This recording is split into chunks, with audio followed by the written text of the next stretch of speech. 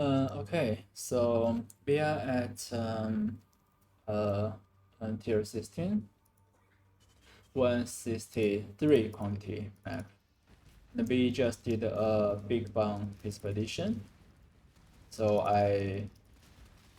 my build could face tank some of the expeditions, but not this one, because here, as you can see, there is animal and monsters hits remove 10% of current energy shield, and I'm on yes shield, so basically a lot of random like this. So they just erase me if I sit in the middle of it, so I have to play very defensively, which is the problem I'm going to like talk about. Not because not the CI the building, the CI building in general, or the big bang notable. The problem is Delirium. So there's a new notable that allows you to allocate and enable your uh, the delirium mirror just never goes away. And as you can see, there's no timer. So at first I thought there would be a timer, so that once you hit end, then you get all the loots. So that of course would maybe make it possible for you to forget to pick up the loads, right?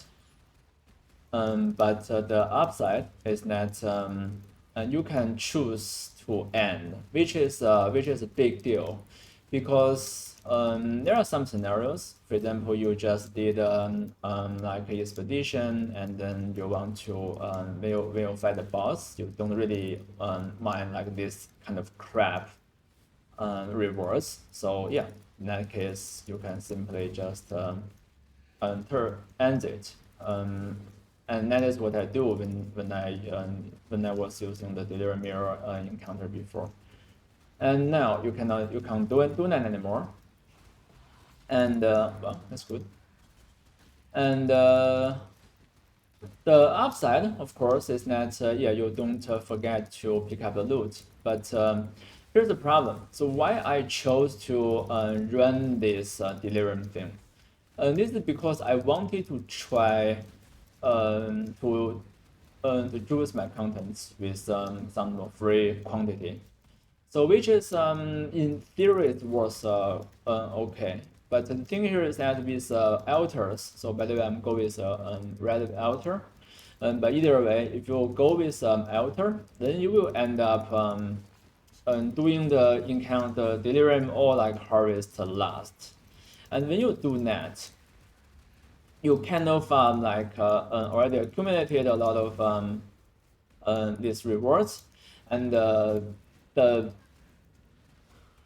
the further rewards you get doesn't really you don't really get a lot from the encounter itself, but you want the extra quantity. But at least at the least star scenario, I don't really know the it is like a 40 or 60% of delirium. I don't really know. So by the way, this build can face tank if like just some normal mouse. I don't have to play defensively if there isn't and remove energy shield, but it's quite common.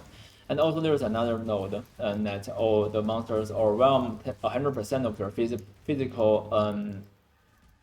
physical reduction. So that is also huge for my build. So I will have to play in the range still, as I just showed you guys before, which is like doable. It's not the end of the world, but still, what are you aiming for? So if you are like the Delirium mirror kind of like it's without notable, you can still get like a 4 or 5 rewards very easily. And this like you clear all the map and did the expedition, and yeah, like you still get for like maybe one more level reward and added a lot of difficulty. And the most important thing is that you don't have the control of this. I don't really know the weight, but I feel like the weight is not, they are not evenly distributed. These kind of things, like this kind of crap, like loose, you always get. And it feels really bad. so far, like I ran into like a lot of Delirium mirrors encounter, and most of these are just crap, like a gem or like armor weapon general. They are really bad, and the sacrifice it doesn't justify it at all, because in theory I was thinking that with only one dedicated um, strategy, then you can build things around it. So this thing I haven't tried it myself. By the way, I will delegate this probably. I don't really think this actually makes sense, but for now, I would definitely like remove these delirium nodes, because the mirror thing is that if you casually just get some encounters, it's not really a bad thing to have some of the free Delirium orb and some like random reward, but it doesn't pay off a lot. So in this case, and basically you can just get the same thing, throw in a Delirium orb in your map, and then like the 20% Delirium, then you get a quantity boost anyway. So this is a failure. So like the extreme archeology, this is extremely good, and the Unending Nightmare is really bad, at least for now. I think later game is still bad, basically because the reward, you have absolutely no control of the reward, and the reward is like a crap most of the time.